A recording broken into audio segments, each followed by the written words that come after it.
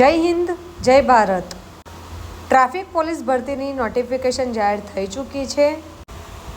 આ ભરતી વિશેની તમામ માહિતી આપણે આગળ વિડીયોમાં જોઈશું, આથી વિડીયોના અંત સુધી બન્યા રહો। અમદાવાદ ટ્રાફિક ટ્રસ્ટ તરફથી એક નોટિફિકેશન જાહેર કરવામાં આવી છે, જેમાં 214 મહિલા અને 436 પુરુષ એટલે કે ટોટલ 650 ટ્રાફિક બ્રિગેડની ભરતી કરવાની છે। આ એક સીધી ભરતી છે, કોઈપણ જાતની પરીક્ષા લેવામાં આવશે નહીં। આ એક ઓફલાઈન ભરતી છે, તમારે કોઈપણ ઓનલાઈન અરજી કરવાની રહેશે નહીં। વય મર્યાદા 18 વર્ષથી 40 વર્ષની રહેશે। ન્યૂનતમ શૈક્ષણિક લાયકાત ધોરણ 9 પાસ કે તેનાથી વધુ શૈક્ષણિક લાયકાત માન્ય ગણાશે। ઊંચાઈની વાત કરીએ તો પુરુષ ઉમેદવારમાં SC ST OBC માટે 162 સેમી, વજન 55, દોડ 800 મીટર 4 મિનિટમાં રહેશે, જ્યારે જનરલ માટે 165 સેમી, 55 કિલો વજન અને દોડ 800 મીટર 4 મિનિટમાં રહેશે। જ્યારે મહિલાની વાત કરીએ તો SC ST OBC માટે 150 સેમી, જનરલ માટે 155 સેમી, વજન 45 કિલો અને દોડ 400 મીટર 3 મિનિટમાં કરવાની રહેશે। આ અંગેની કેટલીક શરતો અહીંયા જણાવી છે કે શારીરિક કસોટીમાં પાસ થનાર મૌખિક ઇન્ટરવ્યૂ માટે મેરિટ લિસ્ટ બનશે। અહીંયા એક નોટિફિકેશનમાં જણાવ્યું છે કે જો શારીરિક કસોટીમાં વધારે ઉમેદવારો હશે તો લેખિત પરીક્ષા પણ લઈ શકાશે, જેના આધારે પસંદગી થશે। આ અરજી તમારે ઓફલાઈન કરવાની રહેશે। અરજી ફોર્મ મેળવવાની તારીખ 25/8/2025 થી 18/9/2025 સુધીમાં રહેશે। અરજી ફોર્મ તમે બે પ્રકારે મેળવી શકો છો, જેમાંનું પહેલું છે PRO રૂમ જૂની પોલીસ કમિશનર કચેરી શાહીબાગ, બીજું છે અમદાવાદના શહેરના ટ્રાફિકના નીચે દર્શાવેલા 14 પોલીસ સ્ટેશન ખાતેથી પણ તમે આ ફોર્મ મેળવી શકો છો, જેમાંનું પહેલું છે મીઠાખડી, ગાયકવાડ હવેલી પોલીસ સ્ટેશન ગાયકવાડ, શાહીબાગ, આંબાવાડી, ગોમતીપુર, રામોલ, ઈસનપુર, દાણી લીમડા, Subhash bridge, satellite, Sola civil તેમજ ધોળકા સર્કલ પાસે સરખેજ એટલે કે સરખેજ પોલીસ સ્ટેશન, આટલા 14 પોલીસ સ્ટેશનમાંથી પણ તમે અરજી ફોર્મ મેળવી શકો છો। અરજી ફોર્મ જમા કરવાનું તમારે 25/8/2025 થી 20/9/2025 સુધીમાં ફોર્મ જમા કરવાનું રહેશે। તમારે અરજી ફોર્મ PRO રૂમ જૂની પોલીસ કમિશનર કચેરી શાહીબાગ અમદાવાદ ખાતે તમારે જમા કરાવવાનું રહેશે। ઓનલાઈન ફોર્મ તમારે ભરીને ઉપરોક્ત સ્થળે રૂબરૂ જમા કરાવવાનું રહેશે, કોઈપણ પોસ્ટ દ્વારા મોકલી શકાશે નહીં। આ અરજી ફોર્મ તમે ઓનલાઈન ઓફિશિયલ વેબસાઇટ ઉપરથી પણ ડાઉનલોડ કરી શકો છો। અરજીપત્રક સંપૂર્ણ વિગત સહિત જરૂરી દસ્તાવેજો સ્વપ્રમાણિત નકલો સાથે તેમજ ઉપરોક્ત સ્થળે પરત જમા કરાવવાના રહેશે। આ રીતનું તમારું અરજી ફોર્મ હશે।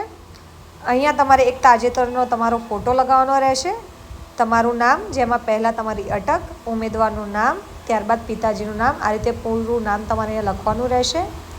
ત્યારબાદ તમારી શૈક્ષણિક લાયકાત, જન્મ તારીખ, બ્લડ ગ્રુપ, વજન, ઊંચાઈ અને પૂરું સરનામું અહીંયા દર્શાવવાનું રહેશે।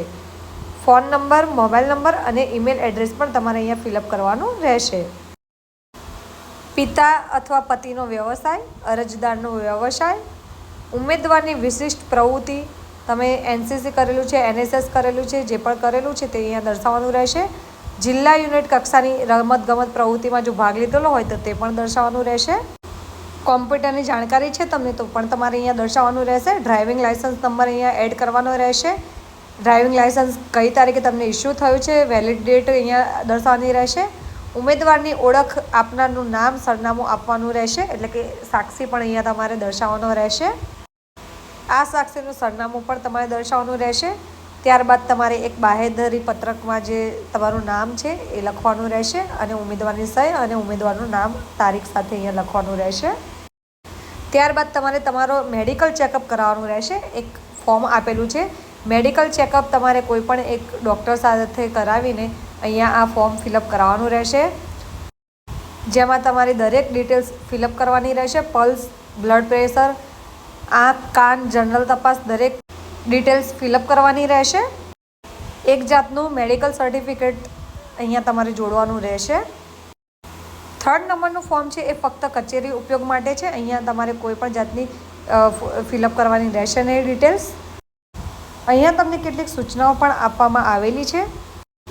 ટ્રાફિક બ્રિગેડ માનદ સેવક સેવિકા તરીકે નિયત થયેલી શરતોને આધીન સેવા આપવા ઈચ્છતા યુવા યુવતીઓ તેમની પસંદગી પ્રક્રિયા માટે નિયમ ફોર્મ અરજી કર્યા બાદ પસંદગી પ્રક્રિયા માટે નક્કી કરેલ જાહેરાતના સ્થળે અને સમયે શારીરિક ક્ષમતા કસોટી, વ્યક્તિગત ઇન્ટરવ્યૂ અને ચારિત્ર્યની ખરાઈ માટે તબીબી ચકાસણીની પ્રક્રિયામાં પસાર થવાનું રહેશે.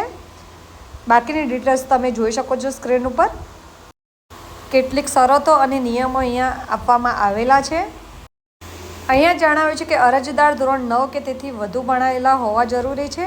ઉમેદવારની ઉંમર પસંદગી વખતે 18 થી 40 વર્ષની વચ્ચે હોવી જોઈએ. ઊંચાઈ પુરુષો માટે SC ST OBC માટે 162 સેમી.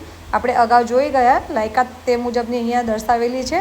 ફોર્મ ભરવા સંબંધે ખાસ સૂચના કે કચેરીના ઉપયોગ માટેના ફોર્મના ભાગમાં કોઈ પણ વિગત ઉમેદવારે ભરવાની નથી. આમ છતાં જો કોઈ આ સૂચનાનો ભંગ કરશે તો તેનું ફોર્મ રદ કરવામાં આવશે.